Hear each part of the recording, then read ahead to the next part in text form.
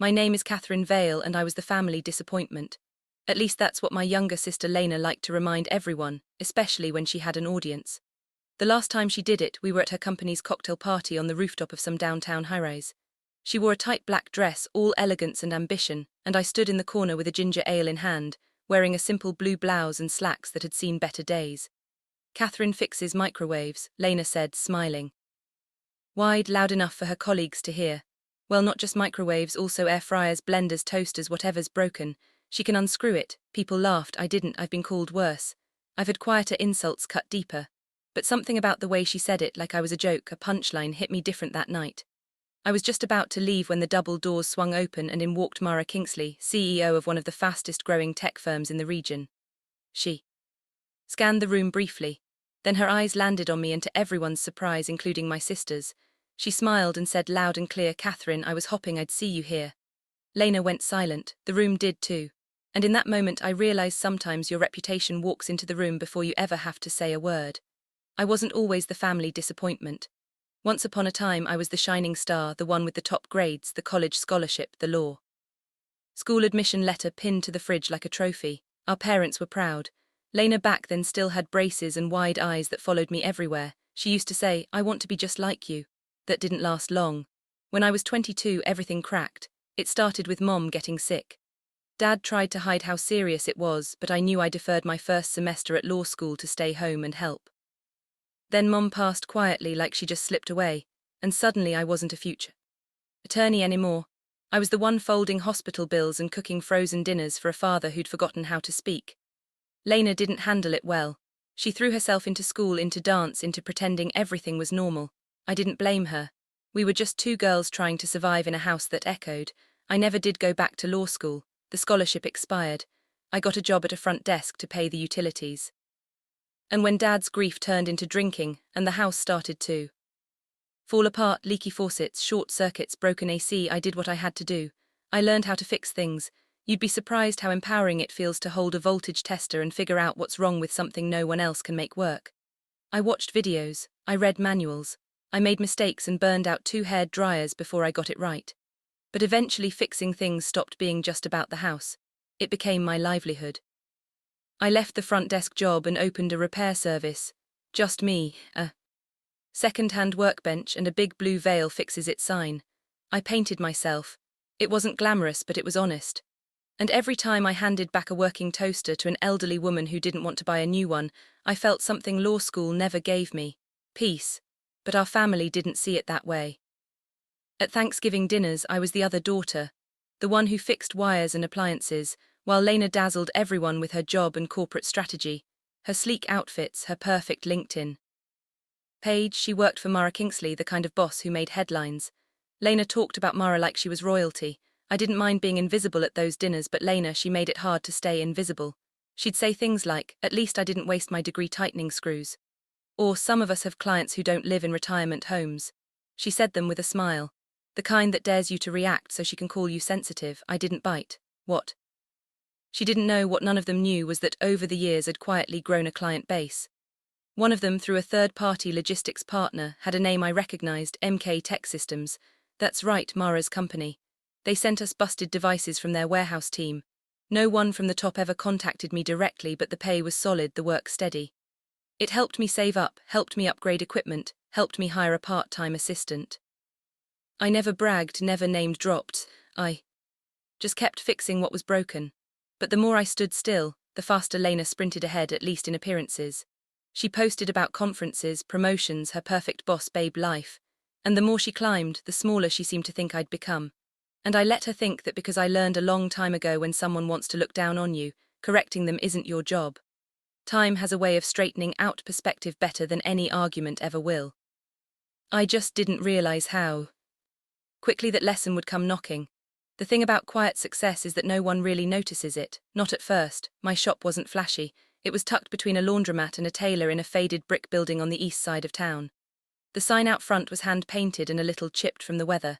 Inside, the floor squeaked and the coffee was always lukewarm, but it was mine.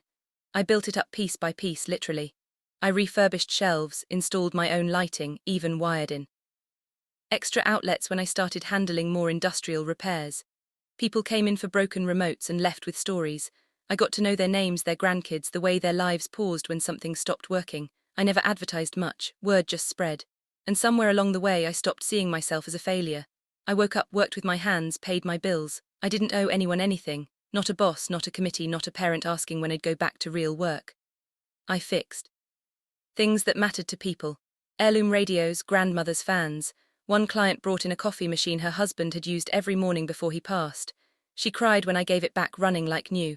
Not because of the machine, because it brought something back she thought was gone. That meant something to me. And on the back end, through a logistics partner, we began getting bigger contracts. Bulk batches of malfunctioning units, mostly from distribution centers. We never got names, just codes, invoices, serial numbers. Then one day while filing away a service order, I noticed something stamped on a delivery slip. MK Tech Systems. I stared at it for a long time. Mara Kingsley's company. I hadn't realized that our little operation had ended up supporting her supply chain. It wasn't direct. We were likely the subcontractor of a subcontractor, but the devices kept coming. We fixed them on time with precision and they kept paying. I never told Lena, not because I was hiding it, but because it didn't matter to her. Nothing I did ever mattered to her unless she could belittle it. Meanwhile, she was rising fast. Promotions, panels, podcasts. She became one of those people who gave career advice on LinkedIn like she'd invented ambition. I saw her in an online article once smiling in front of a skylane titled Women to Watch in Tech. I watched her, all right. I watched her forget where we came from. Sometimes I wondered if she remembered that I was the one who taught her how to set up her first laptop. That I stayed up late, reading financial aid forms so she could apply to college. That I took a job I didn't want so she wouldn't have to drop out when Dad lost his insurance. But that's the thing about memory. People only keep the parts that make them feel proud or powerful. And the older I got, the more I stopped needing anyone's version of the truth but my own. I had employees now, 2 part-timers, a retired electrician named Sam and a high school kid named Miles who wanted to learn. I paid them well. I paid them on time. They respected me, and I ran my little shop with the kind of pride Lena wouldn't understand. We were never in the same room for long anymore. Family holidays became smaller.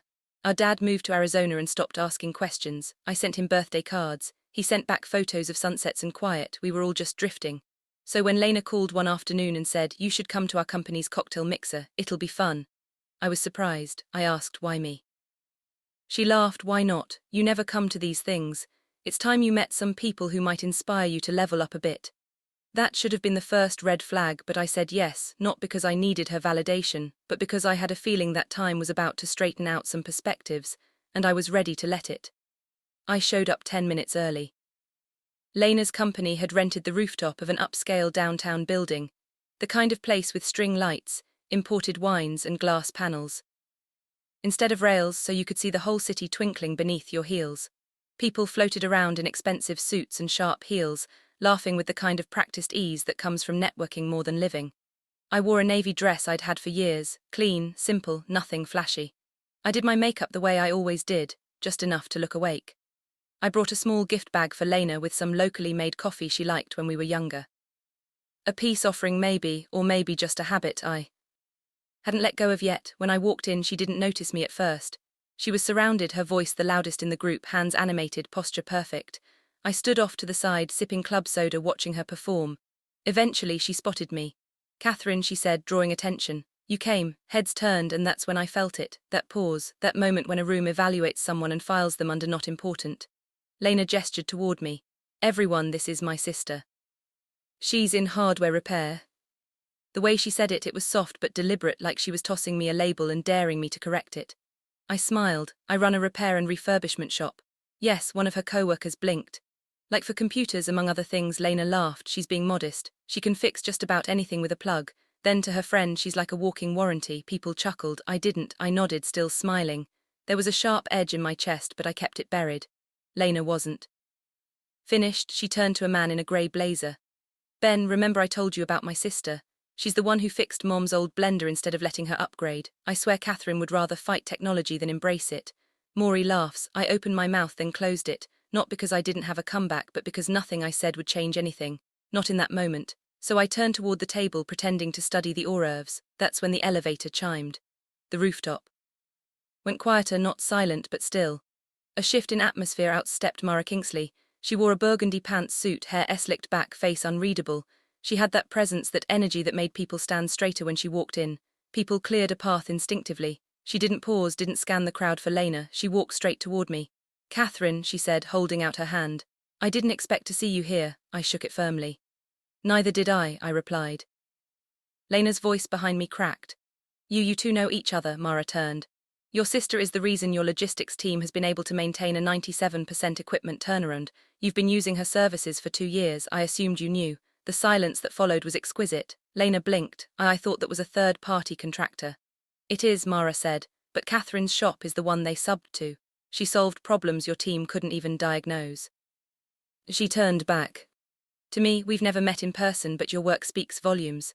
"Thank you," I said, my voice calm. People around us shifted. No more forced laughs, no more small talk. Lena stood still, eyes wide, lips slightly parted. I didn't rub it in, didn't gloat, just offered a polite smile because I wasn't there to win. I was there to witness the moment the truth walked into the room wearing a pantsuit and a name badge. Mara excused herself to greet others, and I turned back toward the snack table. My ginger ale hadn't even warmed in my hand. Lena approached slowly, her voice lower now. "Why didn't you say anything?" I looked at her, really looked at her.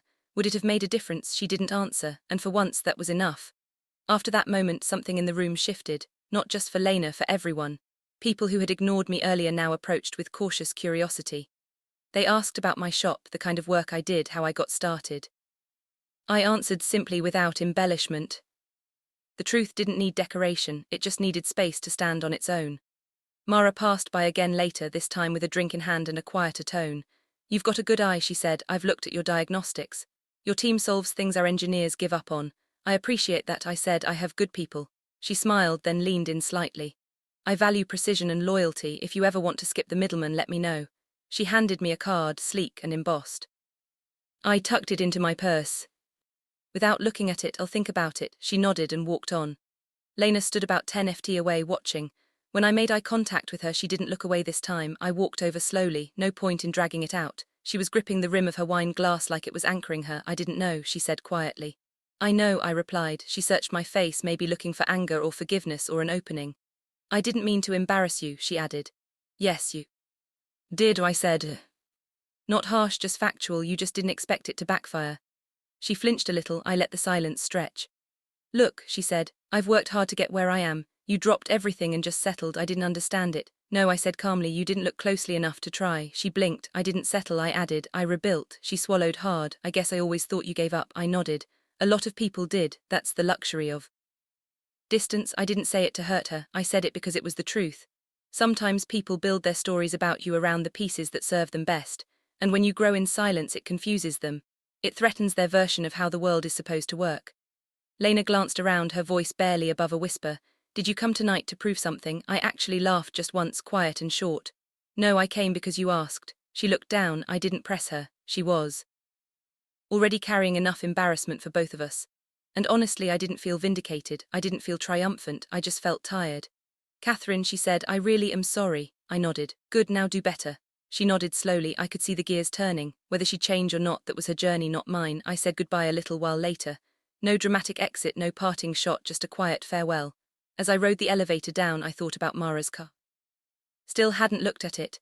I didn't need it to mean anything more than it already had, because that night wasn't about opportunity or exposure or vindication. It was about balance, about watching the scale tilt back to where it should have been all along. People say revenge is sweet, but this wasn't revenge. It was just truth. Undeniable, unpolished, and overdue. And sometimes that's more powerful than anything else.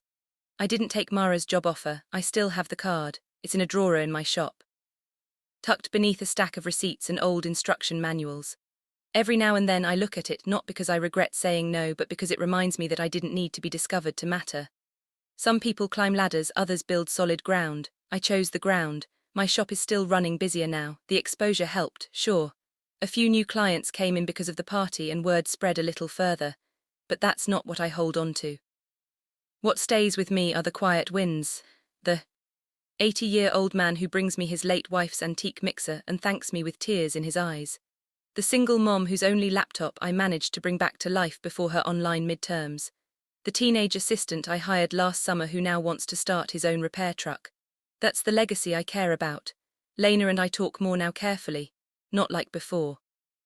Not like sisters who braid each other's hair and share secrets, but like people who are trying, people who have seen each other clearly for the first time and are still learning what that means. She hasn't mocked me since. Sometimes she even asks for advice. Small things like budgeting or how to fix her thermostat. I answer not because I need her validation, but because I've let go of needing anything from her at all. What I've learned more than anything is that respect doesn't arrive with applause. It comes in the quiet after people finally stop talking long enough to listen. I never raised my voice. I never corrected the room. I never shouted, "Look at me." But when the moment came and truth walked through the door, I didn't flinch, and neither did my worth, because it was never missing, just underestimated. So if anyone ever asks what I do, I tell them the truth. I fix what's broken, and I don't just mean appliances. If you enjoyed the story, hit like and subscribe for more story. Share this story. You are not alone. God bless you. Thanks for watching.